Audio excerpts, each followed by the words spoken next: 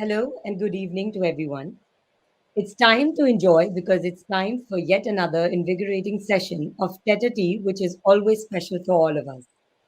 Catching up with some eminent personalities and hearing them speak over an online chat session drew up excitement and enjoyment. I, Shafali Rawat Agarwal, Ehsas Woman of Calcutta, welcome you to yet another session of Tête-à-tea, which is one of in conversation initiatives of Prabhakatan Foundation under its cultural heritage vertical. The foundation's Tête-à-tea session is organized on the YouTube page of Kahalli. Before I introduce the guest, Mr. Samar Khan, who will be in conversation with Ms. Advaita Kala, let me say a few words about Prabhakatan Foundation. Prabhakatan Foundation is a stellar organization which takes the best step forward to propagate of literature, art, and culture. The foundation was established by an eminent literature and cultural enthusiast, late Dr. Prabha Ketan, back in the 1980s in the city of Calcutta. Prabha Ketan Foundation curates best literary and art culture initiatives and projects that aim to create cultural capital on the global map. The essence is the soulful amalgamation of multicultural diversities of India through enriching and stimulating conversations. The foundation enjoys pan India and overseas presence through tastefully curated physical and virtual events organized in close association with patron Sri Cement Limited, distinguished associates, partners, collaborators, and Ehsas Women of India. Let me now say a few words about today's session, Tête-à-tea, an engaging cultural initiative of Prabhaketan Foundation, brews up conversation over a cup of tea. It is a freewheeling chat where notable personalities share insights on a particular topic and enlighten the audience with their experiences and knowledge. Without Advaita Kala, Tête would not have been possible. We are highly grateful to Ms. Kala for creating Kahalli platform and connecting our esteemed audience with eminent personalities from varied walks of life on her online platform that create scope for insightful dialogues and discussions. Today we have with someone who has been an integral part of the Bollywood industry. We have Mr. Samar Khan. Mr. Khan is the CEO of Juggernaut Production. I hope I'm right with the pronunciation. He That's right, is yeah. he is a veteran in the industry, having worked across TV journalism, TV production, films, documentaries, and OTT.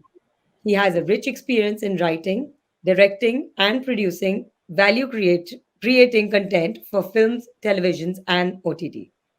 In conversation with her, we have Miss Advaita Kala, who is a notable Indian author, screenwriter, and columnist. She is also known for writing the screenplays of romantic drama Anjana Anjani and thriller movie Kahani. She is also a novelist and has two novels to her credit, Almost Single and Almost There. During COVID-19 outbreak in India, she ran a community kitchen by the name Janta Rasoi in Gurugram.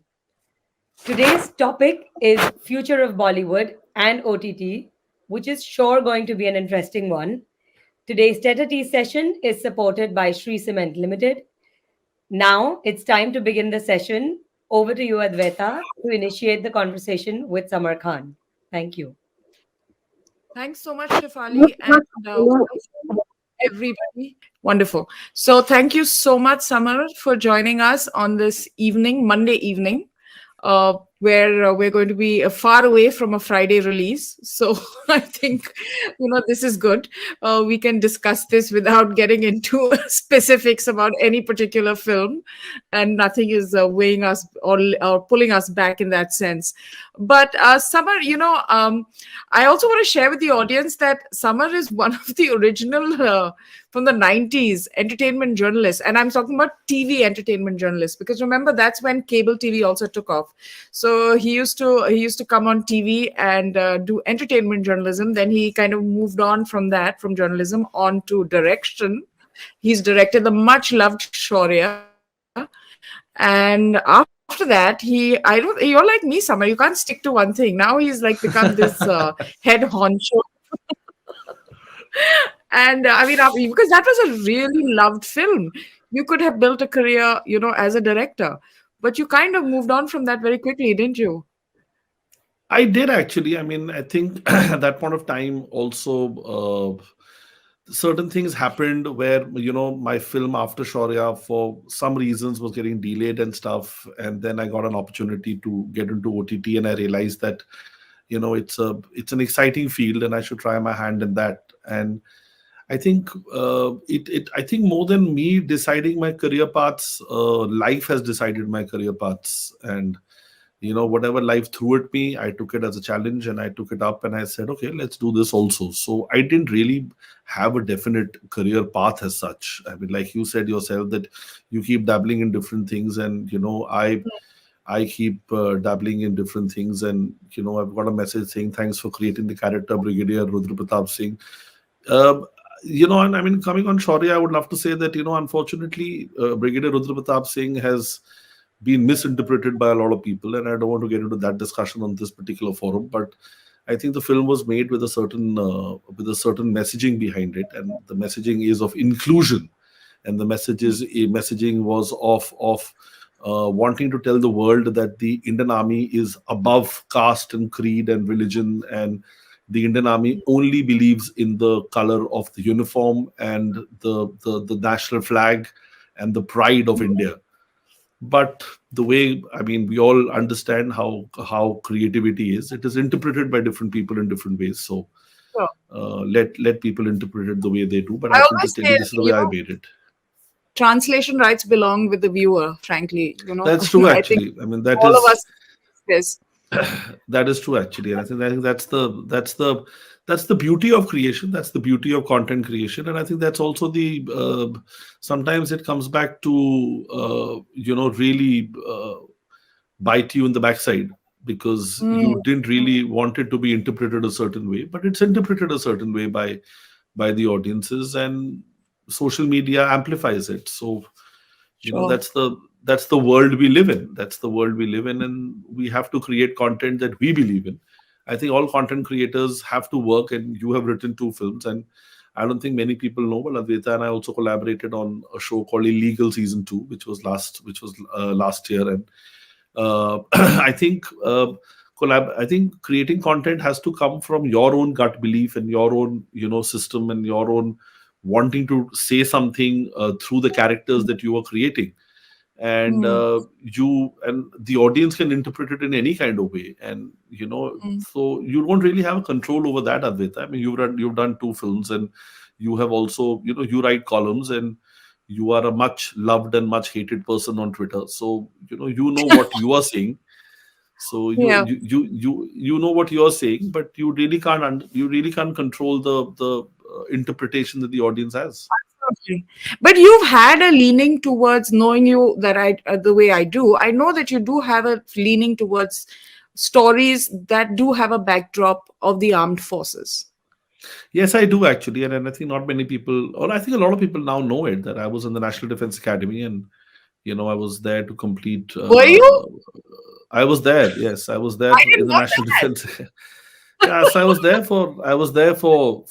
mean, I was there for almost, or not almost, I was there for 3 years. And for some reasons I could not pass out from there. So all my friends are now in the army, in the navy, in the air force. So I have a natural leaning towards uh, that way of life, and I feel that I have a natural understanding of that way of life. So Of that a lot of the world. stuff So, that I have, yeah, of that world. So, from starting from Shaurya, then moving on to Test Case or Kodem or Avrodh or Shurveer, I've done lots of shows which center around uh, army and army stories. And I also wanted to expand the world of what we consider military films, because most of us think that military films are only about war and only about the battlefield. But there are so many stories about the Indian Army or the Air Force or the Navy, because they're also human beings. They have emotions. They also fall in love. They also have disappointments. They also have different things happening in their way of life. And you can tell those stories, you can tell them to the audience, because they are supermen on the battlefield, but they are human beings. They are fathers, they have sisters, they have mothers, they have wives, they have girlfriends. They make mistakes. They do every. I mean, they're human beings. So I mean, why should we not explore that field? And that was my intention, and that's what I try and do in my shows also. That I try and explore the different facets of people's lives in the armed forces. I think Advaita has gone blank, and now she's come back, and she's gone blank again. Sometimes when I speak to people Okay. from the other branches of the armed forces, sometimes they say that there's too much focus of the entertainment industry on army operations, not so much on, say, BSF or CRPF or these other paramilitary forces, that we don't seem to make those stories about. Why do you think that there's such a bias? We see the odd Air Force story, but they're predominantly stories about the army. I think also because we have to understand that the army is the one that holds the ground, and army is the one that leads to a lot more drama. So when we talk about the Air Force or the Navy, I mean, we are people. I think people are attempting it. I mean, now, for example, like I did a show called Shurveer, which was about Army, Navy, Air Force. I'm trying to do more shows about the Navy operations. We have had films in the past also. Now there is a film called Fighter that's being made by Hrithik Roshan. Siddharth Anand is making that film. It's about the Air Force. Tejas is being made, which is about the Air Force. So things are changing. People are now making more content about the Air Force, but Army, because I think it's the most recognized thing. Sorry, it's the most recognized thing about the armed forces. Everybody knows about the army. हम जब भी फौज की बात करते हैं, तो we normally look at the green uniform, and we've always spoken more about it. And most of our operations have been largely, a lot of them have been ground operations. We have done a lot of, like for example, we talked at Kargil or Bangladesh, or yes, the Air Force and the Navy was a very, very, very able force, and it was a tri-service operation. But we are also surrounded by land from three sides, so a lot of the operations are more led by the army. And if you look at internationally also, if you look at Hollywood also, the most of the films are about the army. Because like I said, it's on the ground. I mean, Air Force is up in the air, so it's very difficult to really make a film of people flying in the aircraft. You only have a split second to do the operation and come back. You go, you bomb, and you come back. Look at Top Gun Maverick. Yeah, but Top Gun is about a training institute. But it's about a training institute. I mean, when you see the first Top Gun was about a training institute. It wasn't about the Air Force as such. It was about the training school of the Air Force, which is where you got your drama and stuff. But if you look at all the patriotic films that are made, and the films that, or the kind of shows that give you the feeling of extreme patriotism, it's about putting your flag on the ground and, saying Jai Hind and stuff like that. So I think that is one of the reasons why, the army gets a lot more prominence. And I'll just like to correct Jay that I don't think it's about the strength of the Indian Army. And yes, Anuj, the BSF also covers border areas, but while engaging with the enemy, it's primarily the army that takes over and does most of the heroic exercise things. No, Arijit, Top Gun is not just about the Naval Institute. I mean, yes, it's about naval pilots. So it's a pilot institute. So it's not just about the Navy. So, like I said, it's the BSF, CRPF, and all are getting explored now, Advaita. We also have to understand that I mean, we are doing a show right now where we are talking about the police. Somebody else is now going to talk about the BSF. People are going to talk about the CRPF. People will start talking about them, because I think if you were going to make one film or three films a year about the defense forces, then the army took away a chunk of that, attention. Now with OTT shows coming and more content being created, I think Hmm. people will start exploring other things, and people will start exploring other institutes and other places where we will like there are people I know who are developing shows about the BSF, about CRPF, about the great stories of valor that come from there, because I think all our paramilitary forces require equal amounts of respect, and they do so much of stellar work in protecting our country and protecting our country's borders and protecting our country from internal strife, that there will be stories which will be created about them. And like I said, it's a new industry. I mean, the OTT industry, Advaita, has just been 5 or 6 years old. 2017 is when it started. We're just 5 years old. So I think slowly we will explore more and more. I mean, if you just saw a show called Khaki that was made on Netflix, it's about a very brave police officer, who was in Bihar. So there will be shows which will start exploring other things, and I think it's just a matter of time. I don't think it's Hmm. that deliberately somebody is overlooking anything of that sort. Great. Okay, and now let's like sort of slide into our topic of the day, which is really The about future. future of Bollywood. So there's a lot of if you read the media reports, Summer, there's a lot of doom and gloom around the future of Bollywood. The big movies have failed this year. Then we had COVID. Then you have, of course, inflationary issues, and going to a movie hall is prohibitive because it is expensive if you're a family of four. And you Sure. have OTT, which is giving you so many more options to choose your time, choose your company, and enjoy it at home at a fraction of what you would pay to go to a multiplex.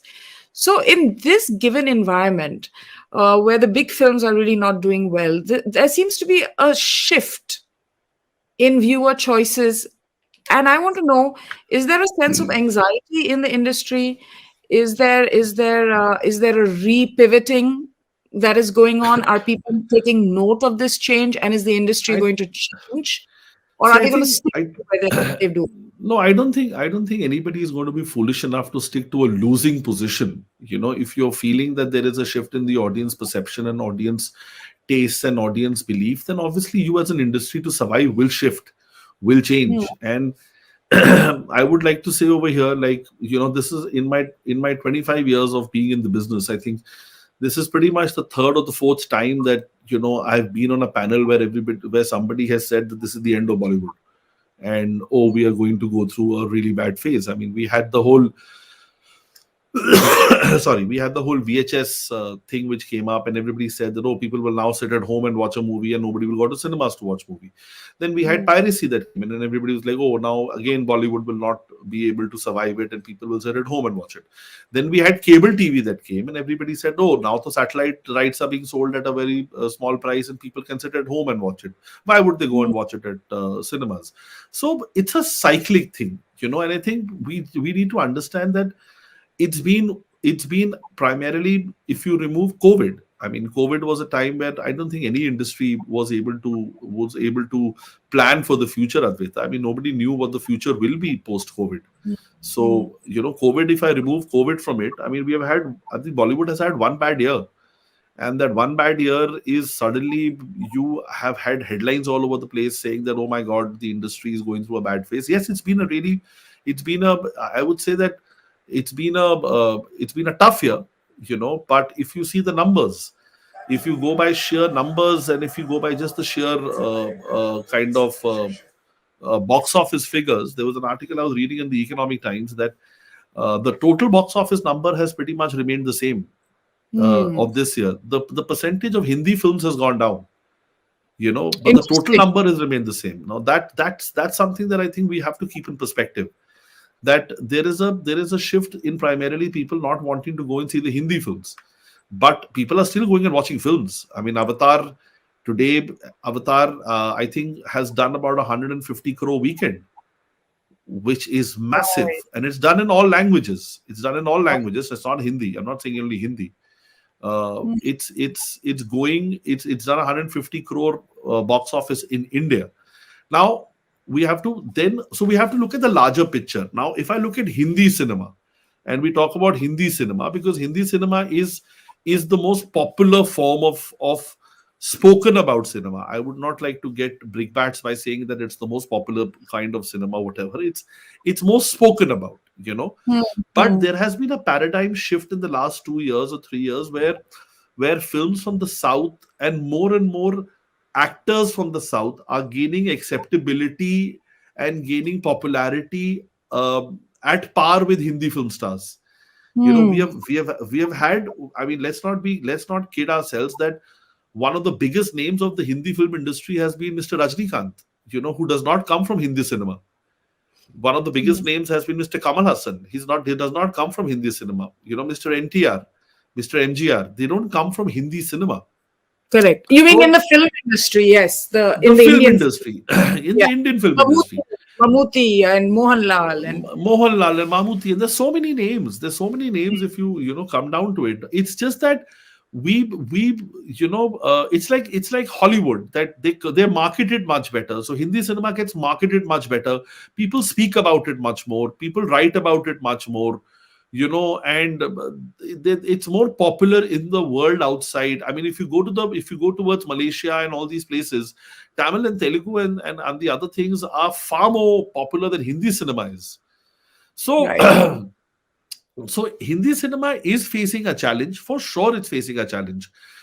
What will happen to it? I think for anything to have any kind of data, pure data, Advaita, we need to give it 2 or 3 years.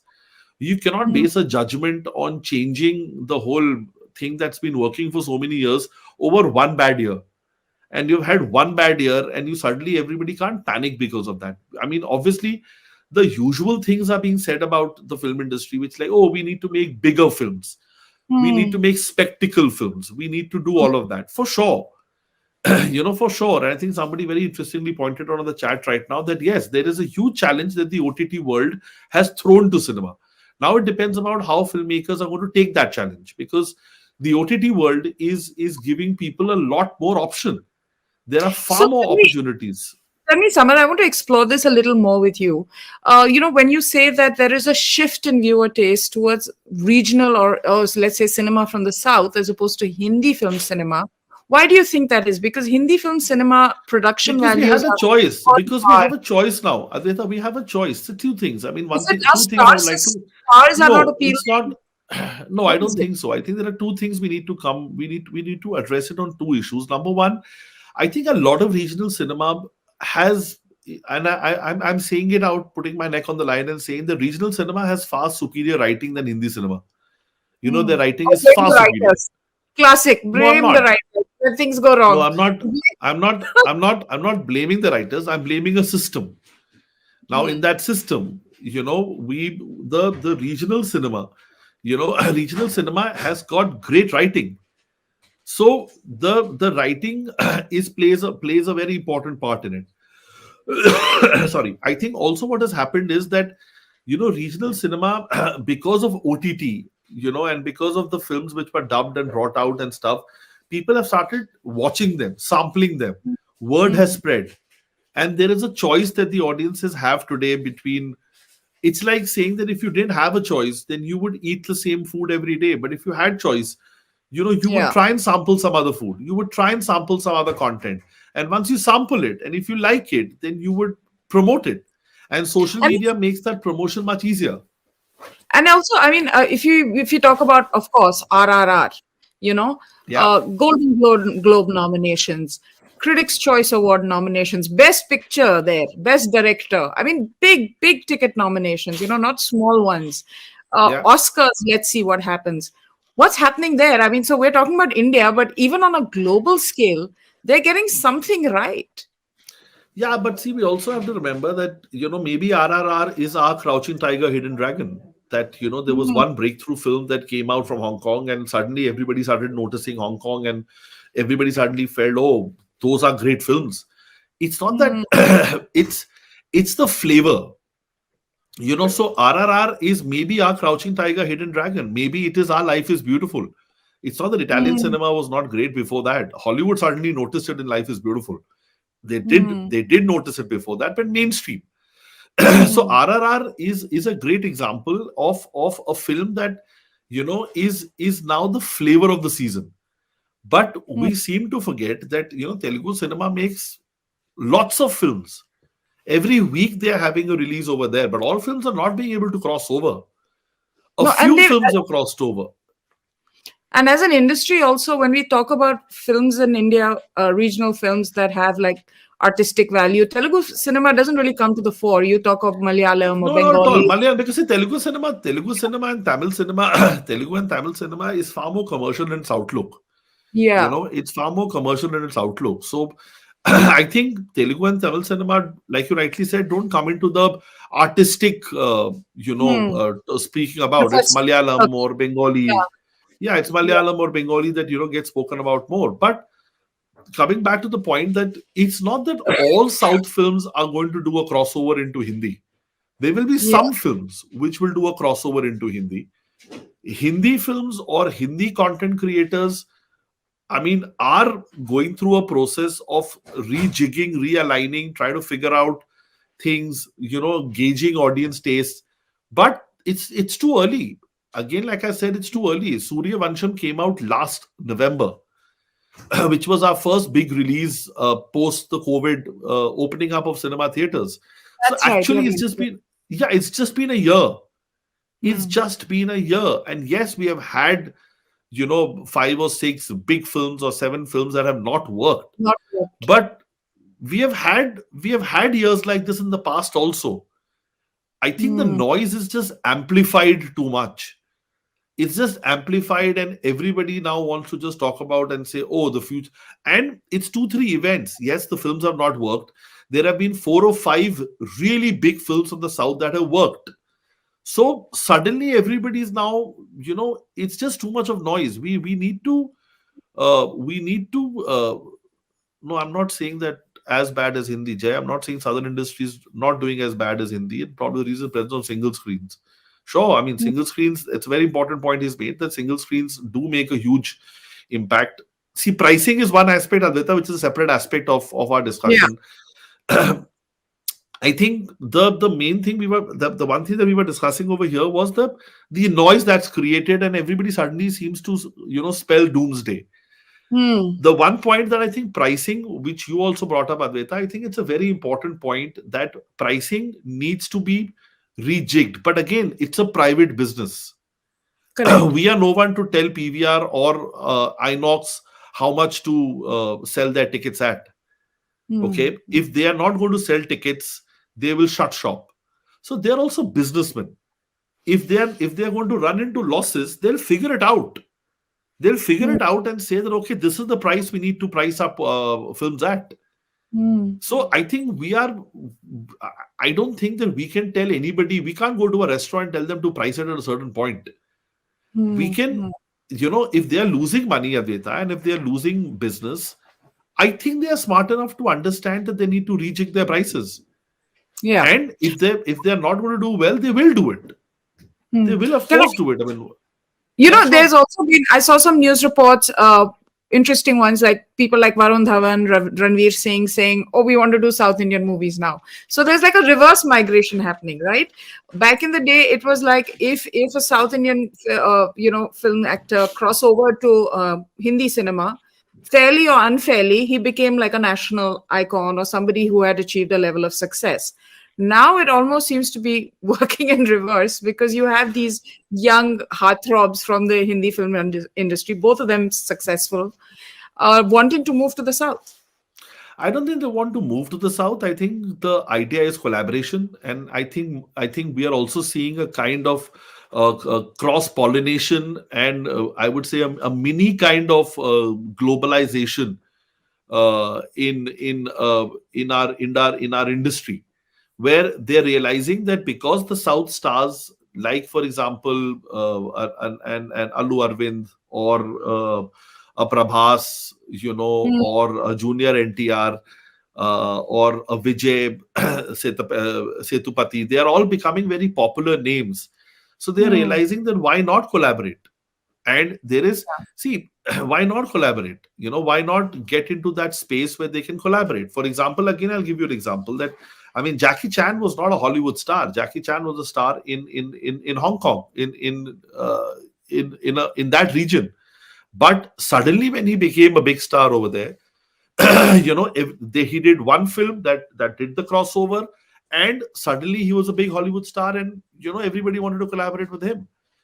If you look at and Antonio Banderas, he's not the conventional Hollywood star. He was big in the Spanish industry. He was big in a regional part of the global industry.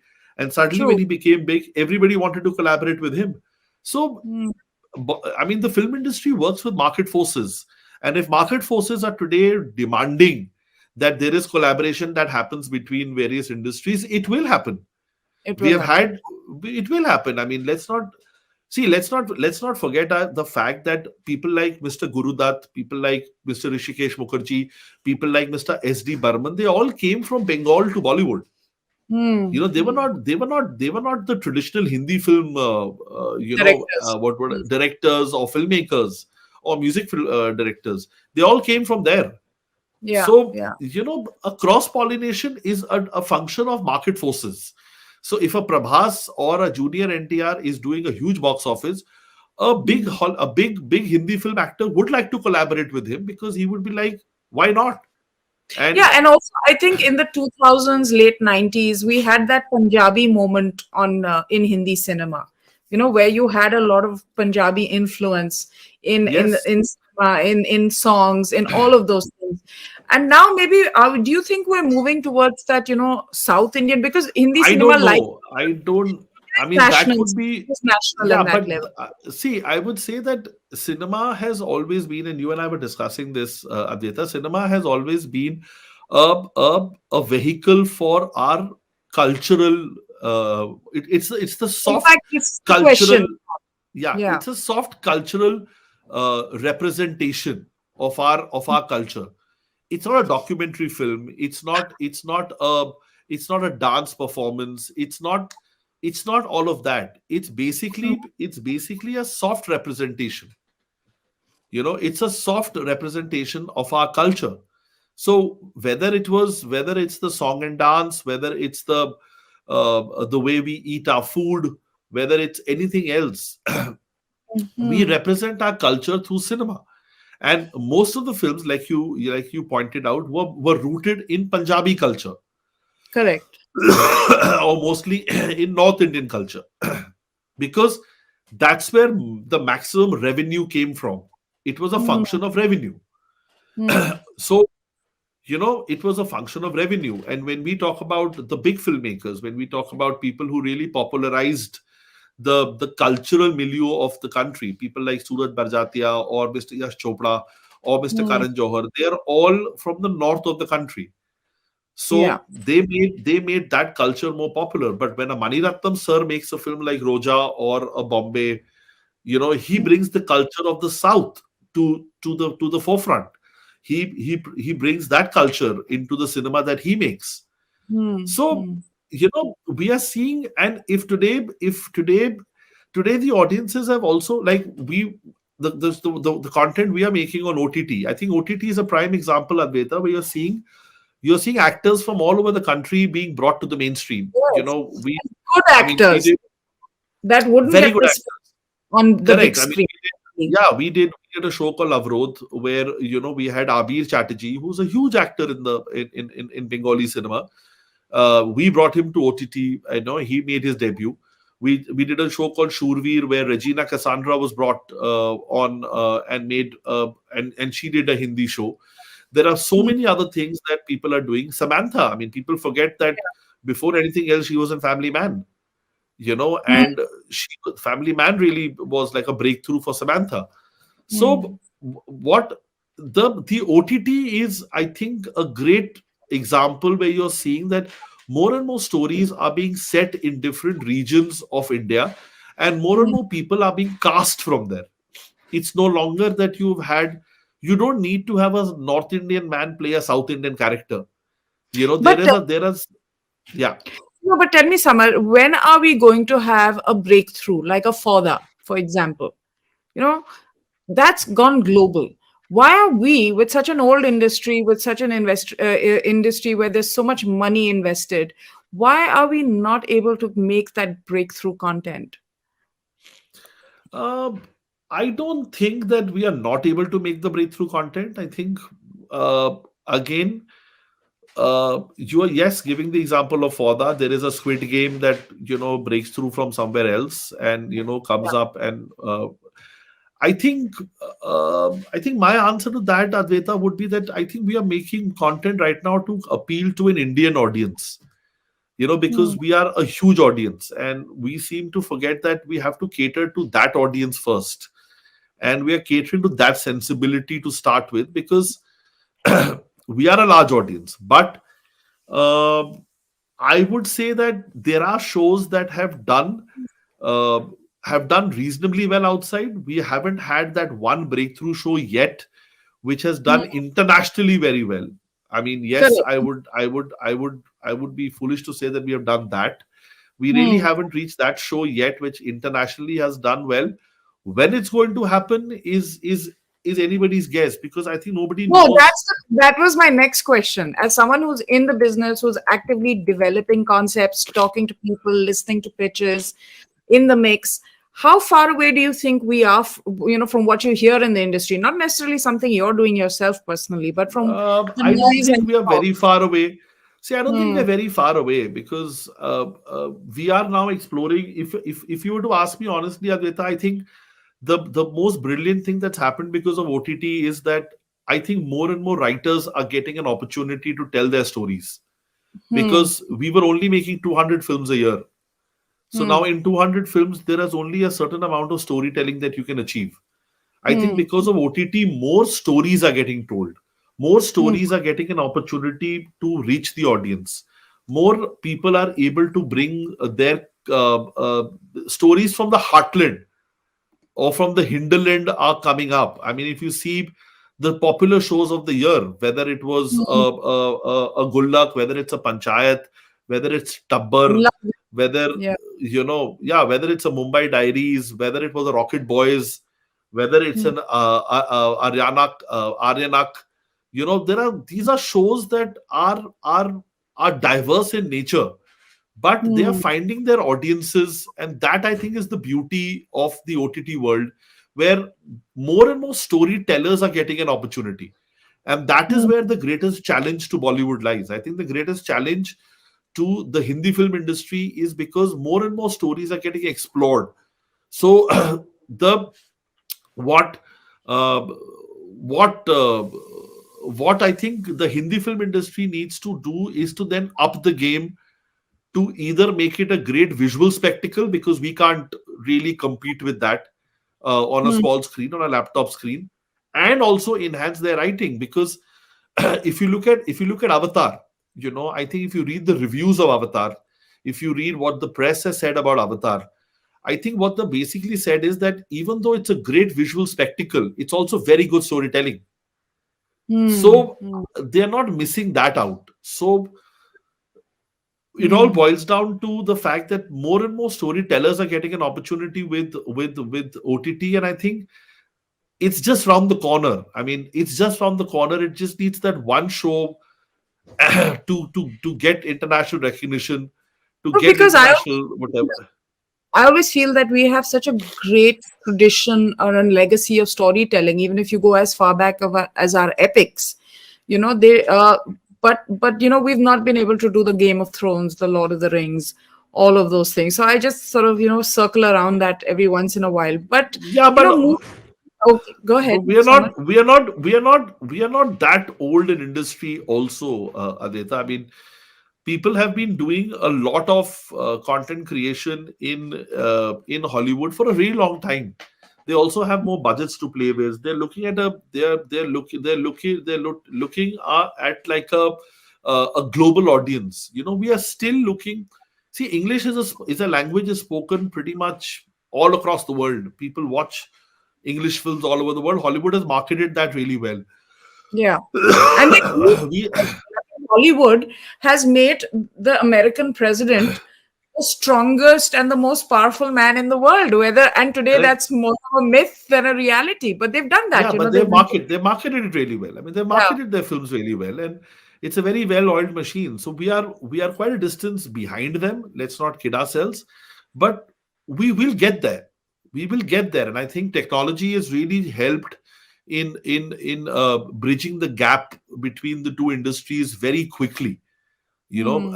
And especially like I said, OTT content, because now everybody gets it. So it's not that you have to watch it in a cinema screen. You can watch it at home. So I think that has really changed the game. Do you think, Summer, we need like a structured plan? I remember when I lived in Myanmar, I was in an apartment that was right across the road from the most famous film theater there. And once there was these, cars lined up, and this is a country, of course, that was getting out of very despotic rule and moving towards democracy at that time. Tragically, it's gone back to despotic rule.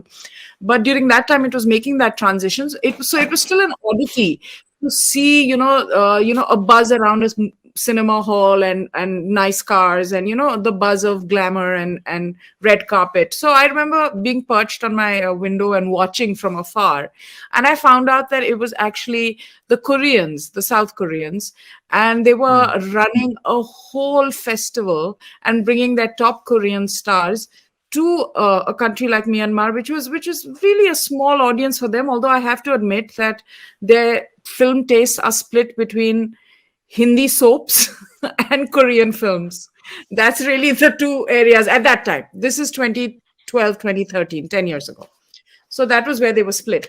But I felt that, wow, look at, South Korea, small country, has its own brand of content. And now you see it in India also. I mean, it's taken over mainstream Indian viewing. If you go to like chat sites and things like that, people are talking about Korean soaps and love stories, and more than happy to watch it. Now, how do we do that? Do we need like government support? Do we need a plan? I don't think we need no, I don't think we need government support, Advaita. I think we are in a small way doing it. And I think the people used to, for example, in the 90s and the early 2000s and stuff, you had you had the stars who used to go and do these big concerts at Wembley. They used to do the concerts all over the world and stuff like that. And over there, everybody, that was how popularity was gained by Hindi films. We went out there. I mean, for example, we started the IFA Awards. The IFA Awards was another way of us reaching out to the world and doing it on a huge scale. Making the huge hue and cry. It started in the year 2000. So I think our globalization journey started from there, Advaita, when liberalization hit us. And before that, we were a limited industry. I think Dilwale Dulhania was pretty much one of the first films that did huge business Crossed over. overseas. The It NRI. did the Yeah. NRI culture, and everybody suddenly realized that, oh, the NRIs want to watch, and they were no longer ashamed to watch Hindi films. There Yeah. was a time when, yeah, I mean, the 80s and the early 90s, audiences were ashamed to even listen to Hindi songs, and people were like, oh, I don't watch Bollywood. I mean, Bollywood was not fashionable. So, Absolutely. yeah, so first we have to win over our own audience. Then we will then we will go to the white skin. We are if we are able to for example, Advaita, let's look at the numbers. uh, Today we are 150 crore population in this country. Okay, Hmm. and even if a film does 300 crores and your average price of a ticket is 150 rupees, that means only 2 crore people have seen your film. I mean, Yeah. that's ridiculous. Out of Hmm. 150 crores, only 2 crores have seen your film. So I think we first have to win over our own audience before we go and start making this huge hue and cry about let's go and win over the foreign audiences. We don't actually need to. I'm thinking of it more in terms of soft part, more than winning over, but just in terms Yeah, of but the soft part, I think the music soft part, as a medium of influence. yeah, but I think the soft part is still a lot there, Advaita. I think you've had people are today Mr. Bachchan or Shah Rukh Khan or they're or A.R. Rahman. They're hugely popular names internationally. And like you rightly said, RRR has made that shift. So our films are being spoken about. Bollywood is something that the world can't ignore. People are using Bollywood to promote their countries. I mean, if you see, there are so many festivals and fairs that are like I said, they do in India, where they are asking Indians to come there and shoot their films. They're asking Indians Hmm. to come there because Indians Yeah. have the spending power. And it all boils down to what? It all boils down to the fact that the world is in a recession, but we are not. And I they remember. want Indians to spend their money. Yeah, I So, remember I got one offer where they said, "This is the location. Now, can you build a film around it?"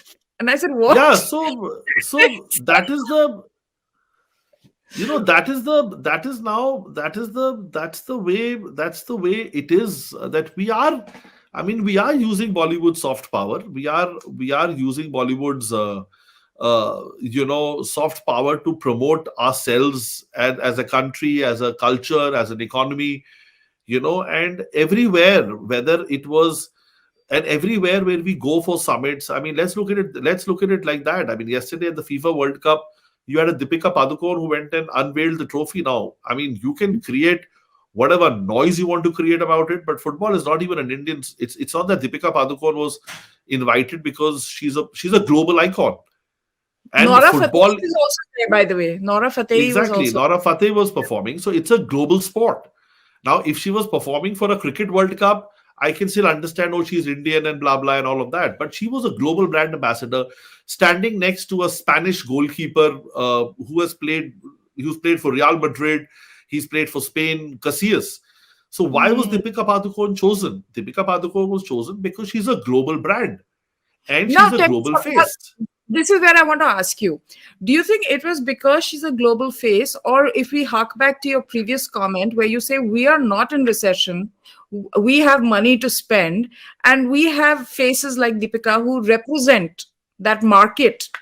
So hence she's getting tapped into. So it's really a combination of economics as well Of course as it being is. the right, the Advaita, right, both the of right us know time it. for the country. Of Yeah. course it is. And I think both of us know it, and both of us realize it, that India right now is in the sweet spot. I mean, post COVID, China getting, kind of boycotted by the world. The world realizing that you can't depend and you can't put all your eggs into one basket. India becoming the next best bet for the West. And India will be what do you say, nurtured. And I mean, let's put our hands up and realize and say that there was a time when we had a deluge of Miss Worlds and Miss Universes that came from India, and then Hmm. suddenly for 20 years nobody won it. So what, we stopped producing beautiful women? I mean, it's all Hmm. economics. It all Yeah. boils down to But economics. the So beauty cosmetic market exploded. Yeah, exploded. So it's all exactly. economics. And I think we are at a very interesting space in our history where cultural shifts are happening, and content creators are grasping with it. We are every day struggling because every day there's a new cultural shift, something new comes up. There was a millennium generation, now there is a Gen Z generation, then there will be some other generation we'll have to cater to. Things are evolving really fast. So yeah, I mean, content is very, very, it's an interesting space. And for us content creators, it's exciting space because there are more new stories to tell. No, this is a good question actually, and I want you to put on your producer hat. China invites people to come shoot with us in their country. Yeah. We, on the other hand, pitch our films as wonderful films if they're shot abroad. Shouldn't we kind of, China does not. I mean, I think I would like to ask Mr. Bedi that China really does not have too many shooting friendly policies, and they don't really invite people to shoot in their country.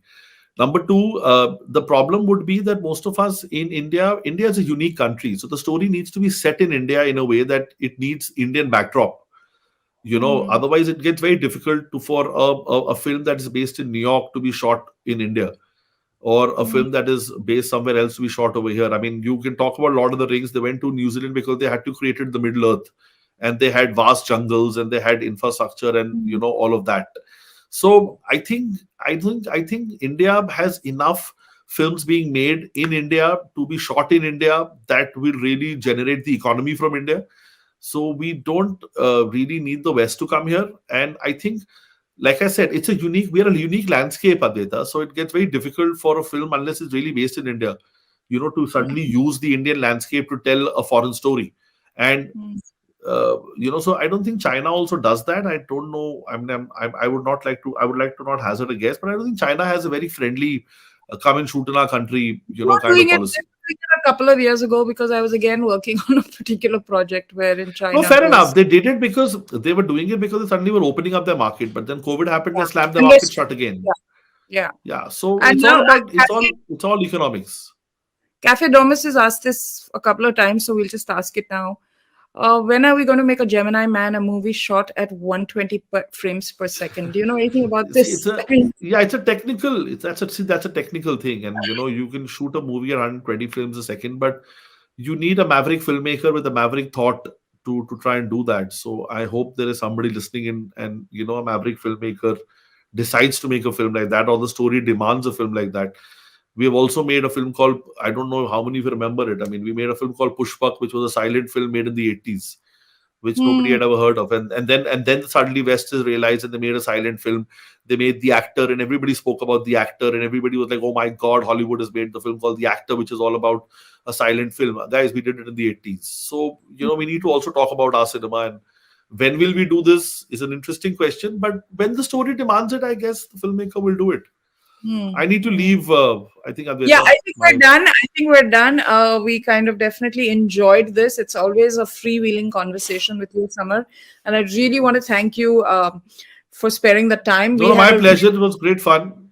We had And a I really hope, engaged audience also today, so that was great. oh, Comments were that was, just non-stop. I So that's So always that was nice. great fun, and I would like to thank everybody who's involved in this. And it's a great initiative, guys. I think you guys are doing a fantastic job of taking, and bringing forward our culture and stuff. And if anybody's listening in, you can please, send your stories to Advaita, or you can send it Yeah, to us also. You can send it send to it to us. Summer.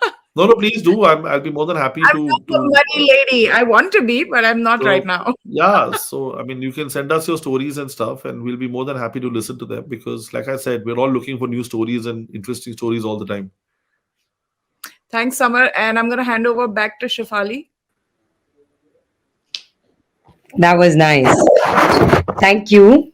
Thank you. The future of Bollywood and OTT, it was truly amazing to have a session revolving around this topic because the world of entertainment fascinates one and all.